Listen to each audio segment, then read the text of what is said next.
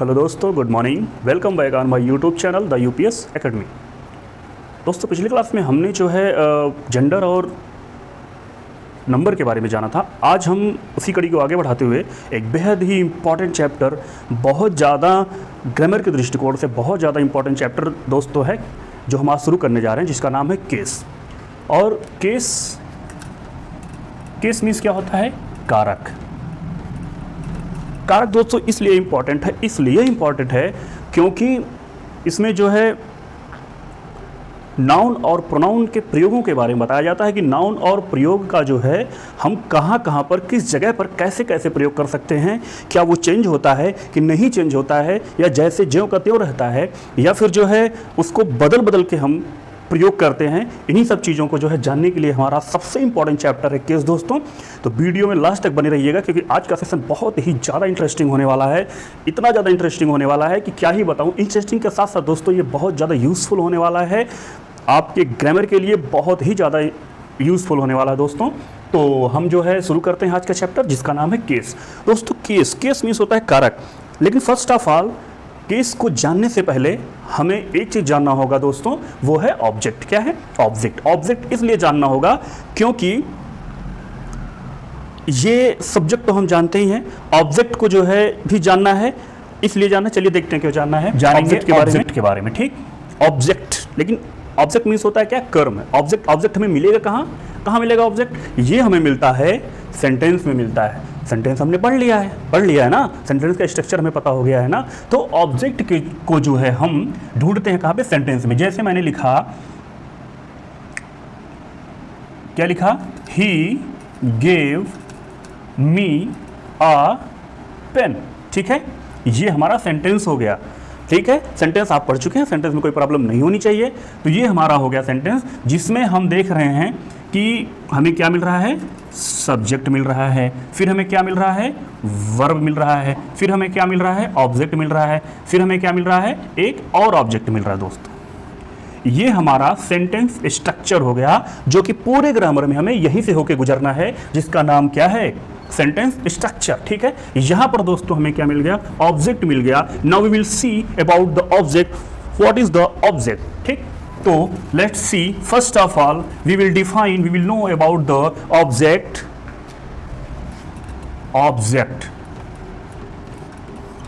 क्या होता है ऑब्जेक्ट? ऑब्जेक्ट मीन्स होता है कर्म। क्या होता है? कर्म। ठीक है, ऑब्जेक्ट कहते किसको हैं? कर्म को कहते हैं। But how can we define object? तो लेट्स सी। ऑब्जेक्ट मतलब होता है कि जिस पर क्रिया का, किसका? क्रिया का, यानी कि वर्ब का सीधा असर पड़ता है दोस्तों। या कह लें कि जिसके लिए या जिससे, जिसके द्वारा या जब, जहां भी, जैसे भी कार्य को किया जाए, वो होता है हमारा ऑब्जेक्ट, यानी कि कर्म। ठीक है, क्लियर हो गया? तो अब ये देखते हैं कि कितने प्रकार के ऑब्जेक्ट होते हैं। How many types of object? Now see, there are two types of object. First क्या होता है दोस्तों? ये होता है डायरेक्ट ऑब्जेक्ट। क्या होता है? डायरेक्ट ऑब्जेक्ट होता है। दूसरा क्या होता है दोस्तों? Indirect object. फर्स्ट हमने देखा डायरेक्ट, सेकंड हमने देखा इनडायरेक्ट। दोस्तों बने रहिएगा वीडियो में लास्ट तक, बहुत इंटरेस्टिंग क्लास होने वाली है और बहुत बेहतरीन जानकारी आपको मिलेगी। सबसे बड़ी बात यह है कि आज के सेशन में मैं इस चैप्टर से रिलेटेड लास्ट में आपको कुछ इंपॉर्टेंट 2 क्वेश्चंस देने वाला हूं। वो आपको तभी समझ में आएगा जब आप पूरी सेशन को अच्छे से देखेंगे। ठीक है दोस्तों, शुरुआत करते हैं। डायरेक्ट क्या होता है? डायरेक्ट ऑब्जेक्ट क्या होता है? पहली चीज तो यह है कि इस पे जो है क्रिया का सीधा असर पड़ता है। क्या पड़ता है? सीधा असर देखने को मिलता है। डायरेक्ट ऑब्जेक्ट में क्या होता है? क्रिया का सीधा असर पड़ता है। ठीक, दूसरी चीज क्या है? इसको ढूंढेंगे कैसे? तो वर्ब के साथ हम क्या लगा के ढूंढेंगे? क्या लगा के ढूंढेंगे? क्या ही लगा के ढूंढेंगे, यानी कि व्हाट। ठीक है, और दूसरी इंपॉर्टेंट चीज कि ये जो है समझने के लिए दोस्तों, ये वस्तु सूचक होता है। क्या होता है? वस्तु सूचक होता है। ये 3 इंपॉर्टेंट चीज आप याद रखिएगा। किसके बारे में? डायरेक्ट ऑब्जेक्ट के बारे में। अभी हम आपको समझाएंगे with example how can you define direct and indirect object. Let's see. Indirect object यानी कि इनडायरेक्ट मतलब अप्रत्यक्ष, जानते ही हैं, इस पर सीधा असर पड़ेगा, तो इस पर सीधा असर नहीं पड़ेगा। लेकिन इसको सर्च कहते हैं। कैसे सर्च करेंगे, कैसे फाइंड करेंगे हम? होम लगा करके। क्या लगा करके? whom लगा करके जो है किसके साथ, कहीं भी मत लगा दीजिएगा, वर्ब के साथ whom लगा करके जो है हम ढूंढेंगे अपने इनडायरेक्ट ऑब्जेक्ट को। दूसरा क्या चीज है, ये दोस्तों होता है व्यक्तिपरक, व्यक्ति सूचक होता है। क्या होता है, व्यक्ति सूचक होता है। ठीक, क्लियर हो गया। डायरेक्ट ऑब्जेक्ट, इनडायरेक्ट ऑब्जेक्ट, सीधा असर डायरेक्ट ऑब्जेक्ट का जो होगा उस पर वर्ब का सीधा असर होगा, उसमें हम व्हाट लगाकर फाइंड करेंगे किसको, डायरेक्ट को। और वस्तु सूचक होता है दोस्तों। वस्तु सूचक मतलब क्या है, इससे जो हम क्वेश्चन करेंगे, जब भी हम क्वेश्चन करेंगे तो हमें क्या मिलेगा, सिर्फ और सिर्फ चीजें मिलेंगी, वस्तु मिलेगी। इस वजह से इसको वस्तु सूचक कहा। ये समझने के लिए चीजें बनाई गई हैं ताकि आपको डायरेक्ट जो है बहुत अच्छे से समझ में आ जाए direct object. Let's see indirect, फिर से देखते हैं। हम वर्ब में क्या लगा के ढूंढेंगे, whom का लगा के ढूंढेंगे। जब whom लगाएंगे यानी कि किसे, किसको, तो यहाँ पे क्या मिलेगा, किसी व्यक्ति का नाम मिलेगा दोस्तों। इसलिए इसको क्या बोला गया है, व्यक्ति सूचक ऑब्जेक्ट यानी कि कर्म बोला गया है। हमने देख लिया ऑब्जेक्ट को, ठीक है। एक एग्जाम्पल देखते हैं, इसी का एक एग्जाम्पल देखते हैं। हम इसमें डायरेक्ट और इनडायरेक्ट दोनों फाइंड करने का प्रयास करेंगे, ठीक है। चलिए देखते हैं।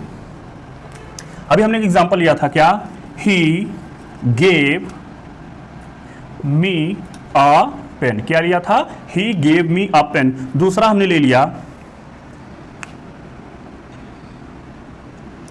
पहले इसी में देखते हैं, ही गेव मी अ पेन, ठीक है। सेंटेंस का स्ट्रक्चर हमने बताया था। हमको देखिए सब्जेक्ट मिल गया, वर्ब मिल गया, ऑब्जेक्ट मिल गया, फिर ये भी ऑब्जेक्ट मिल गया। ये हमने बता रखा है ऊपर, आपको इसको बताने की जरूरत नहीं। हम इसमें फाइंड करेंगे क्या, डायरेक्ट और इनडायरेक्ट ऑब्जेक्ट, बिकॉज ऑफ, क्योंकि हमको जो है पढ़ना है केस, तो भाई केस के लिए तो हमको ऑब्जेक्ट चाहिए ही चाहिए।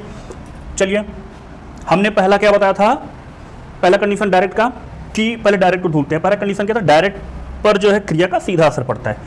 तो क्रिया का सीधा असर किस पर पड़ रहा है, डायरेक्ट,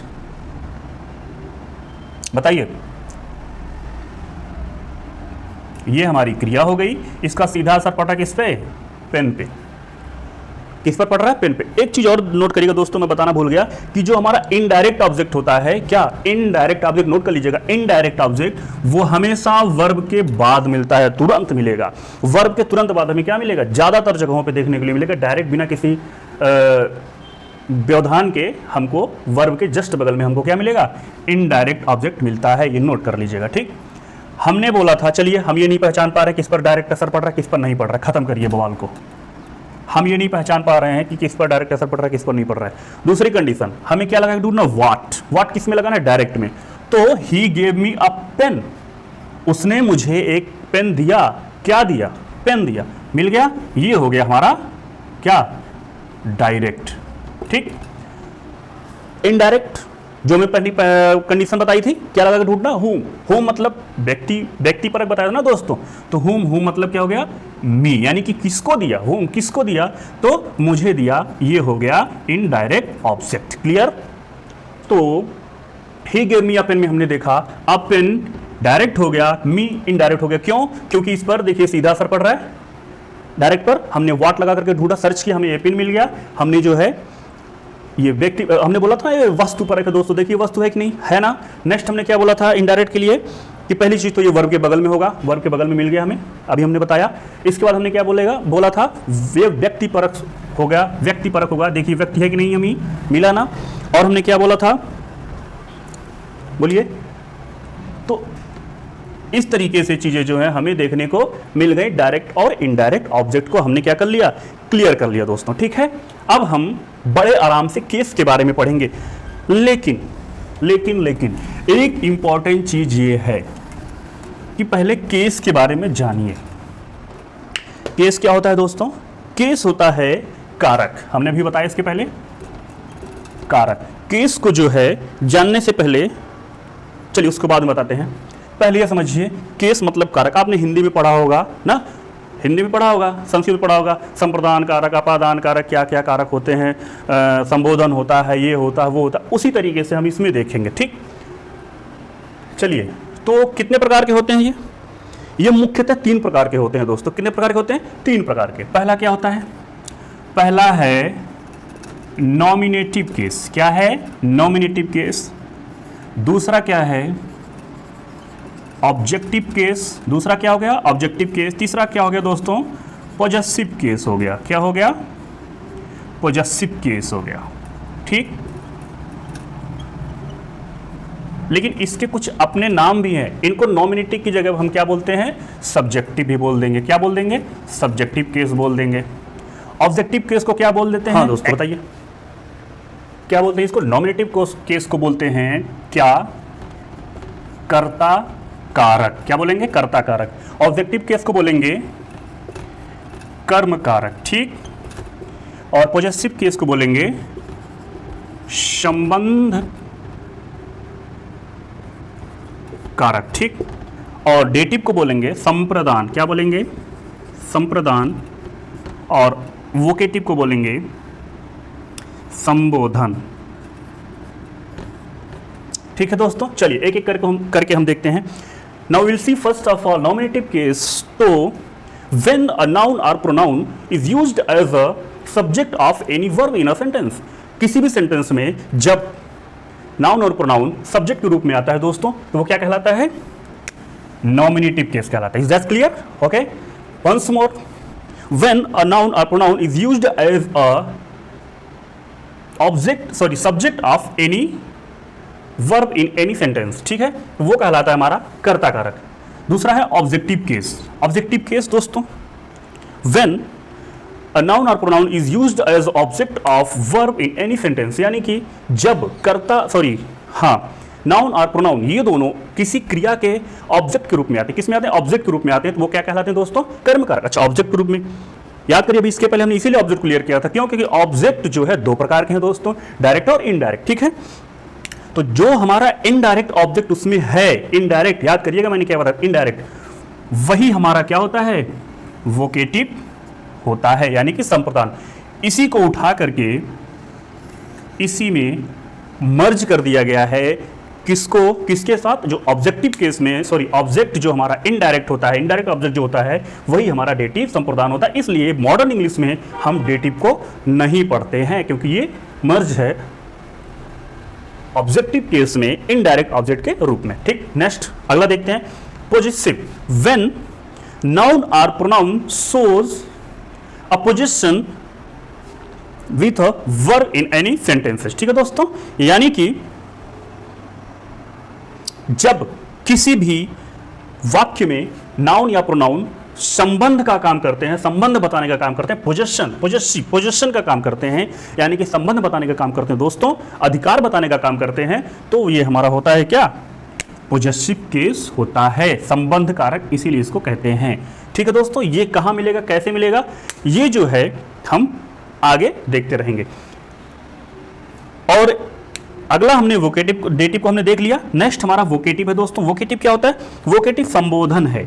इसको भी उठा के किस में मर्ज कर दिया गया है, पॉजेसिव में मर्ज कर दिया गया है। क्यों, क्योंकि ये भी देखिए संबंध है, और यहां भी संबंध से संबोधन का होता है। कैसे होता है अभी हम आगे बताएंगे दोस्तों, बस बने रहिए हमारे साथ और वीडियो को लास्ट तक देखिएगा दोस्तों, क्योंकि बहुत इंटरेस्टिंग होने वाला। लास्ट में आपको मिलेगा इससे रिलेटेड इंपॉर्टेंट कुछ क्वेश्चन मिलेंगे दोस्तों। चलिए, यह समझ में आ गया। नॉमिनेटिव केस यानी कि noun pronoun as a subject use होता है। ऑब्जेक्टिव केस, इसमें क्या होता है, नाउन या pronoun as the object of verb use होता है। पॉजेसिव केस में ये शो करता है कि आप पोजीशन शो करेगा जो, और डेटिव और वोकेटिव आपने जान लिया। डेटिव जो होता है हमारा ऑब्जेक्टिव केस में आया वो इनडायरेक्ट ऑब्जेक्ट है। वोकेटिव क्या है, ये संबोधन जो कि पॉजेसिव केस में देखने को मिलता है। अब दोस्तों शुरू होने जा रहा है बहुत ही इंपॉर्टेंट चीज, बहुत ज्यादा इंपॉर्टेंट चीज शुरू होगी दोस्तों।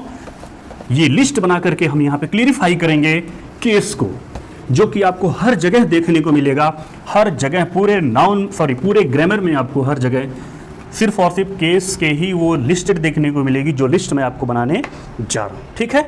बने रहिए हमारे साथ। लेकिन सबसे पहले एक चीज़ ये जानिए, हमने समझ लिया अच्छे से ना पॉजेसिव क्या होता है, ऑब्जेक्टिव क्या होता है, नॉमिनेटिव क्या होता है, वोकेटिव क्या होता है और डेटिव क्या होता है। तो इन सब जगहों पर सिर्फ और सिर्फ हम देख रहे हैं नाउन और प्रोनाउन के यूजेस को। तो इसलिए जानना बहुत जरूरी है कि नाउन का प्रयोग जब भी होगा तो वो एज इट इज रहता है, जैसा नाउन है वो सेम टू सेम हर जगह पर रहेगा। नाउन मतलब याद करिए पिछली चीज, किसी का नाम, noun is the naming word. तो क्योंकि नाम है, नाम बदलेगा नहीं। रामू है तो ऐसा तो है नहीं कि वहां जाके सोहन हो जाएगा, वहां जाके श्याम हो जाएगा। रामू तो रामू ही रहेगा, राम तो राम ही रहेगा। तो इस तरीके से हमने देखा कि नाउन एज इट इज रहता है किसी भी प्लेस पे, चाहे सब्जेक्ट पर है, चाहे ऑब्जेक्ट पर है, चाहे पोजीशन में आए, चाहे डेटिव में आए, चाहे वोकेटिव में आए। लेकिन बात अगर प्रोनाउन की करें दोस्तों, तो प्रोनाउन वो चेंज होता रहता है। क्या होता रहता है? प्रोनाउन चेंज होता रहता है दोस्तों। सब्जेक्ट के रूप में कुछ रहेगा, ऑब्जेक्ट में कुछ रहेगा, पोजीशन में कुछ हो जाएगा, रिफ्लेक्शन, नया शब्द नहीं बोल दिया अभी हमने, आपको बताएंगे रिफ्लेक्शन उसका दूसरा हो जाता है दोस्तों। इसलिए इस चीज को जानने के लिए लिस्ट को समझना बहुत जरूरी है, जो मैं आपको बनाने जा रहा हूं। चलिए देखते हैं। पहले हम डालेंगे क्या? सब्जेक्टिव। क्या डालेंगे? सब्जेक्टिव। इसके बाद हमारा क्या आता है? ऑब्जेक्टिव। क्या आता है? ऑब्जेक्टिव। फिर हमारा क्या आएगा? पॉजिटिव आएगा दोस्तों। बहुत ध्यान से देखिएगा, बहुत ही इंपॉर्टेंट चीज मैं आपको बताने जा रहा हूं। अगर इसको नहीं समझे दोस्तों, तो पूरी ग्रामर इसके बगैर आपकी अधूरी है। चलिए समय ना गंवाते हुए हम देखते हैं। इसमें आएगा जैसे सब्जेक्टिव केस में, अच्छा इसके पहले एक इंपॉर्टेंट चीज जान लीजिए, पर्सन क्या होता है, क्योंकि वो भी मिलेगा इसमें। तो यहां पर लिखने से पहले आपको समझना जरूरी होगा पर्सन क्या होता है। पर्सन मतलब होता है पुरुष। जैसे हम पढ़ते हैं ना, प्रथम पुरुष, मध्यम पुरुष, उत्तम पुरुष, या जो भी पढ़ते हैं, ठीक है। तो पर्सन यहां पे आएगा। ये 3 प्रकार के होते हैं, फर्स्ट पर्सन, सेकंड पर्सन और थर्ड पर्सन। ये डिनोट करते हैं नाउन और प्रोनाउन को, ठीक है दोस्तों। तो first person, second person, third person, ये तीन होते हैं। फर्स्ट पर्सन कौन होता है? कि जो अपनी बात को, जो बात को कहता है, जो बात को कहने वाला होता है, वो होता है फर्स्ट पर्सन। सेकंड पर्सन क्या होता है? जो उस बात को सुनता है, या ये जिससे अपनी बात को कहता है, वो हो गया सेकंड पर्सन। थर्ड पर्सन क्या होगा? कि जिसके बारे में बात हो रही है, वो हो गया third person. For example, I am teaching you English. जैसे कि मैं आपको अंग्रेजी ग्रामर पढ़ा रहा हूं, मैं पढ़ा रहा हूं ना आपको अंग्रेजी ग्रामर। मैं कौन हो गया? First person. और आपको पढ़ा रहा हूं, तो आप कौन हो गए? Second person. क्या पढ़ा रहा हूं? तीसरी चीज, इंग्लिश ग्रामर पढ़ा रहा हूं, वो हो गई थर्ड पर्सन। छोटी सी जानकारी दोस्तों, इसको मैं और क्लेरिफाई करूंगा जब हम प्रोनाउन में पर्सनल प्रोनाउन पढ़ेंगे दोस्तों, तो वहां पे इस चीज को एक बार और रिकॉल करूंगा मैं। वहां पर ये चीजें आपको और ज्यादा क्लियर हो जाएगी, कौन सी? केस और पर्सन को, ठीक है दोस्तों। चलिए यहां पे देखते हैं। तो लिस्ट को ध्यान से देखिएगा।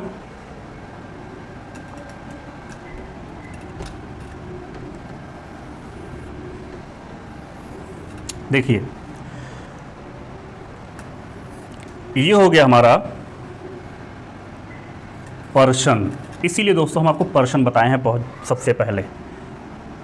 देखिए, फर्स्ट पर्सन के जो सब्जेक्ट होते हैं, फर्स्ट पर्सन का सब्जेक्टिव केस होता है, वो होता है आई और वी। क्या होता है?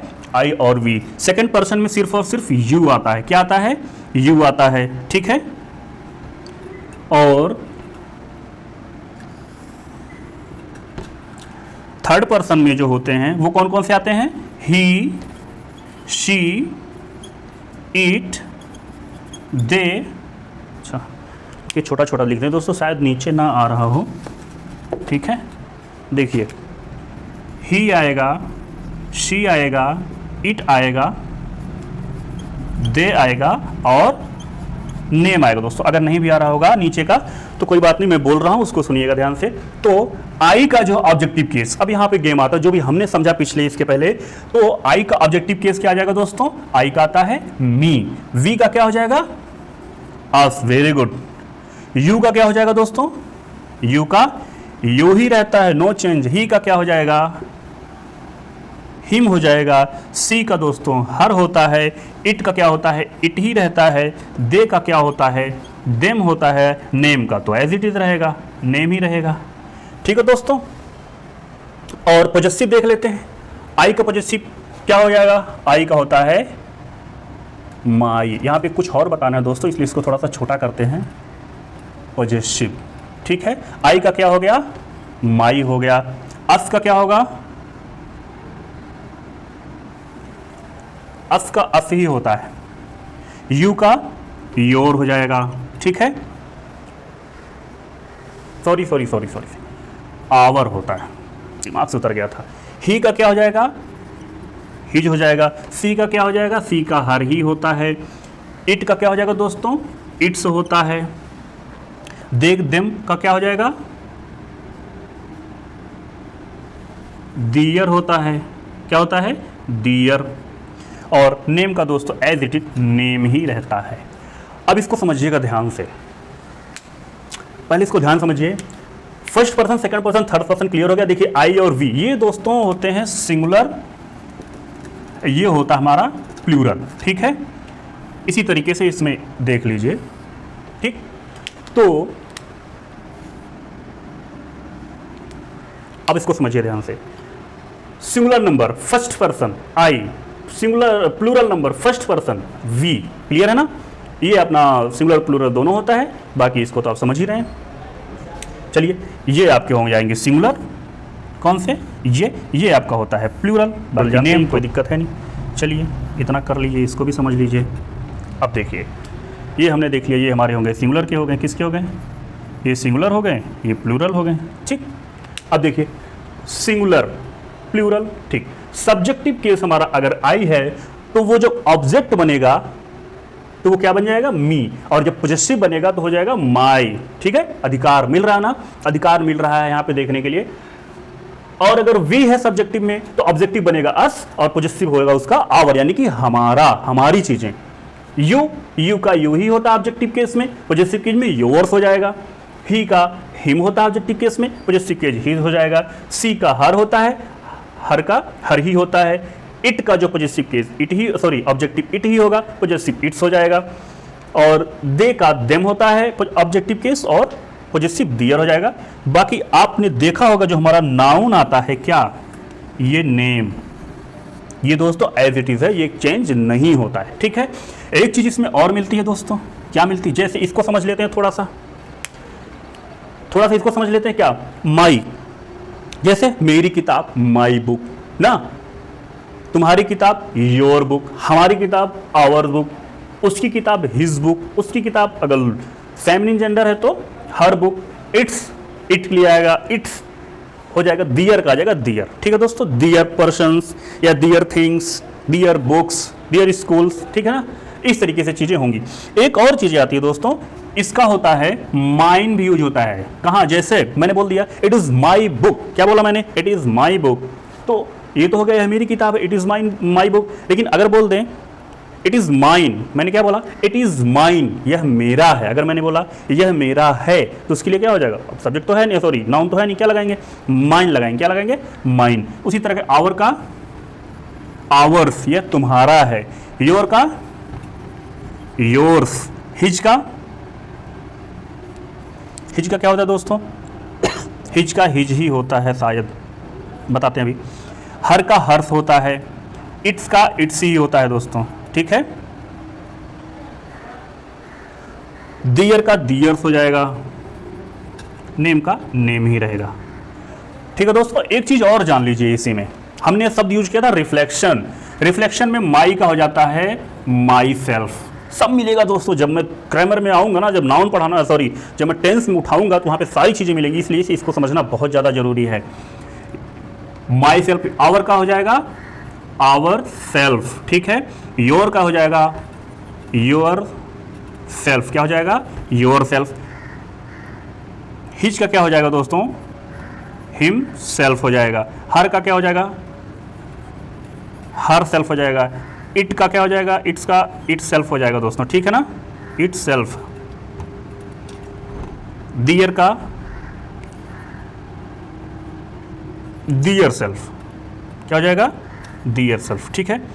अब देखिए तो दोस्तों पॉजेसिव क्यों इसलिए जानना जरूरी है, क्योंकि जो हमारा लास्ट में वोकेटिव आया था ना, क्या आया था, वोकेटिव आया था, तो वोकेटिव भी हमको आप इसी में ही आपको दिखाना पड़ेगा, इसीलिए इसको जानना बहुत जरूरी है। चलिए देखते हैं। पहली चीज दोस्तों, जो पॉजेसिव बनेगी, सॉरी जो पॉजेसिव बनेगा उसका पहला रूल क्या है, नाउन में अपॉस्ट्रोफी एस लगा के बनता है। क्या बनता है, नाउन में अपॉस्ट्रोफी एस लगा के बनता है। जैसे हमने बोल दिया राम की किताब, क्या बोला, राम की किताब हो जाएगा अपॉस्ट्रोफी एस, राम्स की बुक। देखिए अधिकार मिला देखने के लिए ना, राम्स की बुक पहली चीज हो गया, पहला पॉइंट, यानी कि राम की किताब, ठीक है।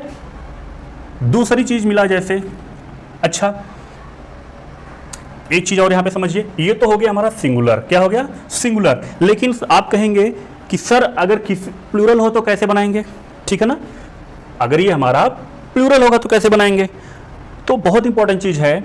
जैसे अगर प्लूरल होता है तो हम जैसे मान लीजिए हमने लिख दिया बॉयज हॉस्टल, क्या लिखा, बॉयज हॉस्टल, तो इसका प्लूरल क्या हो जाएगा दोस्तों, बॉयज, अच्छा, जब बॉय का प्लूरल बॉयज होगा, तो जब भी हमें प्लूरल मिले देखने के लिए और उसके लास्ट में एस देखने को मिलता है, तो सिर्फ और सिर्फ एस के बाद अपॉस्ट्रोफी लगा देते हैं, तो हो जाएगा बॉयज हॉस्टल। ठीक है दोस्तों, ध्यान समझिएगा इस चीज को। अगर सिंगुलर है तो अपॉस्ट्रोफी एस दोनों लगाएंगे, अगर प्लूरल हो गया यानी एस लास्ट मिल गया, सिर्फ और सिर्फ क्या लगाएंगे, अपॉस्ट्रोफी लगाएंगे। ठीक है, सेकंड नंबर देखते हैं। सेकंड नंबर जैसे इट इज माई पेन, क्या बोला मैंने, इट इज माई पेन। अब देखिए यहां पे दूसरा हमारा इस रूप में पोजेसिव मिलेगा देखने के लिए, अधिकार बता रहा ना कि यह मेरी पेन है, क्या बता रहा है, यह मेरी पेन है।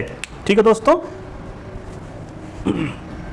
देखिए इट इज माई पेन, यह मेरी पेन है, दूसरा ये हो गया।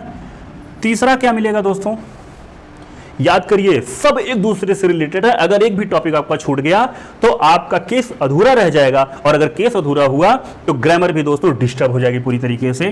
तो दूसरा हमने क्या बोल दिया, इट इज माइन, अभी हम आपको समझाए थे ना, याद करिए। दूसरा हमने इस तरह से बोल दिया, इट इज माइन, यह मेरा है, क्या, पेन। अगर हमको पेन नहीं कहना हो, इट इज माइन बोलेंगे, यानी कि यह मेरा है। चौथा एक बहुत इंपॉर्टेंट पॉजिटिव दिखाने का तरीका है दोस्तों, जैसे हमने लिख दिया रोहन गो बैक। अभी कुछ याद आ रहा है आपको, बोलिए। मैं एक सेकंड का टाइम दे रहा हूं, जरा सोच के बताइए ये किस तरह से पॉजिटिव बता रहा है, सोच के बताइए, सोच के बताइए। चलिए मैं बता रहा हूं, यहां पे जो रोहन है, रोहन वापस जाओ, रोहन मतलब किस रूप में है, यहाँ पे संबोधन के रूप में है, किस रूप में, संबोधन के रूप में। अब याद करिए जो पांचवा प्रकार हमने आपको वोकेटिव पढ़ाया था पॉजिटिव में, सॉरी केस में, वो क्या था, वोकेटिव। वोकेटिव क्या था, संबोधन था। तो हमने बताया था मॉडर्न इंग्लिश में उसको उठा करके कहां कर दिया गया है, पॉजिटिव में कर दिया गया है दोस्तों। तो यही है हमारा वो संबोधन, रोहन गो बैक। क्लियर हो गया दोस्तों, समझ में आया, रोहन गो बैक, रोहन वापस जाओ, रोहन को संबोधित किया जा रहा है कि रोहन वापस जाओ। इस चार तरीके से दोस्तों हमारा पोजीशन बनता है, पॉजिटिव बनता है। क्लियर हुआ दोस्तों, I hope you are enjoying very well this video, this session. मुझे पूरा विश्वास है कि आज आपको चीजें बहुत अच्छी समझ में आई होंगी और आप लास्ट तक बने रहेंगे दोस्तों। तो जैसा कि यहीं पे हमारा केस आज खत्म होता है, अब हम लेते हैं कुछ important question which is related with the case. ठीक है, लिस्ट हमने देखा ही, यहां पर हम देख रहे हैं पहला क्वेश्चन कि आपको जो है इट का ऑब्जेक्टिव बताना है, क्या बताना है, ऑब्जेक्टिव केस बताना है, और क्या बताना है, पॉजिटिव केस बताना है दोस्तों। क्या बताना है, पॉजिटिव केस बताना है। किसका किसका बताना है, किसका किसका बताना, मान लीजिए यहां पे हमने सब्जेक्टिव डाल दिया, तो आपको इट का बताना है और श्याम का बताना है और यू का बताना है दोस्तों। ठीक है, आप कमेंट करके बताइएगा कि इट का ऑब्जेक्टिव केस क्या होगा, पॉजिटिव केस क्या होगा, श्याम का ऑब्जेक्टिव केस क्या होगा, पॉजिटिव केस क्या होगा, और यू का ऑब्जेक्टिव केस, पॉजिटिव केस क्या होगा दोस्तों। अगर वीडियो अच्छे समझ में आई है तो आप कमेंट करके जरूर बताइएगा, लाइक सब्सक्राइब कर दीजिएगा दोस्तों, हमारे साथ बनी रहिएगा इसी तरीके से, और इंटरेस्टिंग चीजें आगे मिलती रहेंगी। मुझे पता है कि आप लोग जो है वीडियो को देख नहीं रहे हैं, क्यों, क्योंकि नाउन पे पढ़ा रहा हूं, नाउन आप बचपन से पढ़ते चले आ रहे हैं दोस्तों, ऐसी बात नहीं है। याद रखिएगा मैं पार्ट्स ऑफ स्पीच पढ़ा रहा हूं, पार्ट्स ऑफ स्पीच दोस्तों ग्रामर का पूरी तरीके से आधार है। अगर इसमें जरा से भी आप चूक कर लिए, जरा से भी कोई चीजें रह गई तो ग्रामर आपकी अधूरी दोस्तों, इनकम्प्लीट हो जाएगी, और आगे चल के जो ग्रामर के क्वेश्चंस गलत होंगे इसी बेस पे गलत होंगे, तब आप कहेंगे सर आती तो हमको पूरी है, नाउन आता, प्रोनाउन आता, सब कुछ आता, ये गलत कहां से हो रहा है, ये गलत यहां से होगा दोस्तों। आज आपको झलक मिल गई होगी जो मैंने चार्ट बना के समझाया था। तो इसलिए पार्ट ऑफ स्पीच को दोस्तों नदारत बिल्कुल भी ना करें, बिल्कुल भी अवॉइड ना करें। जिस चीज को जितने अच्छे से पढ़ेंगे उतनी ही बेहतर तरीके से आपकी ग्रामर तैयार होगी दोस्तों। इस बात की गारंटी मैं लेता हूं यहां पे कि अगर आपने पार्ट ऑफ स्पीच अच्छे से पढ़ लिया तो पूरी ग्रामर जो है आपके मुट्ठी में होगी। बने रहिए हमारे साथ इसी तरीके से, लाइक सब्सक्राइब करिए, शेयर करिए दोस्तों। आज के लिए बस इतना ही, thanks for watching this video. मिलेंगे अगले क्लास में हम लेकर के अपना पार्ट ऑफ स्पीच का नेक्स्ट चैप्टर जिसका नाम है प्रोनाउन। ओके दोस्तों।